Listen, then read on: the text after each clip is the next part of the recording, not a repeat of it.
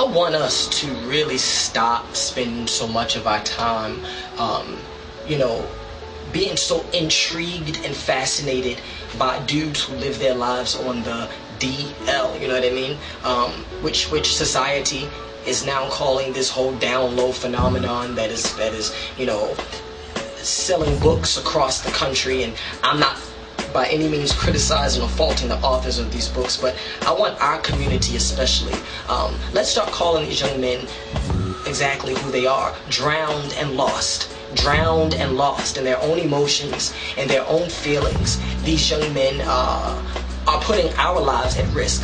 46% of gay black men are dying or infected with HIV. So it's very important that we begin to look at and structure our lives more so around the idea of spending our time with men who are true and honest with themselves. I know that it is a very sexy notion, and it's a very sexy fantasy to think about being with the dude who, you know, we're all attracted to this whole masculine bravado, you know what I mean? And it can be very, very appealing. But at the same token, when you decide to have a relationship with a man who is on the DL, I want you to do a lot of what I've done in the years that's prevented me from dating a lot of dudes, is the fact that I think about all of my female friends, the ones who, you know, have been in my life forever. I think about them with their boyfriends and their fiancés and you know, their husbands even, and I think about how they would feel, or how I would feel for them to call me on the phone one day, or call me on the phone one evening crying in tears, distraught, because they've just discovered that their man has been sleeping around with other dudes.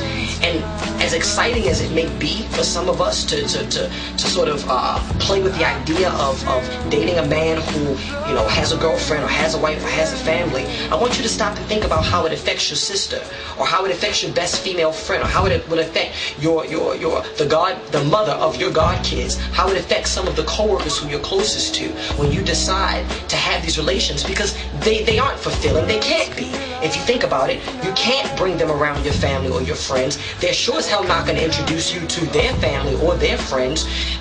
For the most part, when you meet up with them, it's always at night. You're meeting in a hotel 8 times out of 10 to fuck. So there really is no foundation for growth.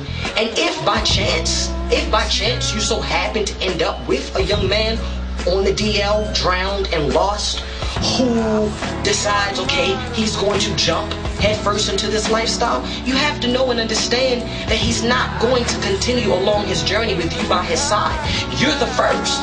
You may be the first, but you have to know that just like when we first came out, the curiosity that exists, once his feet is wet, he's going to keep jumping in the pool and jumping in the pool after this dude, that dude, that dude, that dude. So be careful when you welcome these men into your lives who are on the DL, because the idea may be sexy, the fantasy, the intrigue, it's all there, but what's not sexy is the women at home whose lives are being destroyed when they discover your existence. That's what's not sexy or appealing or fanciful.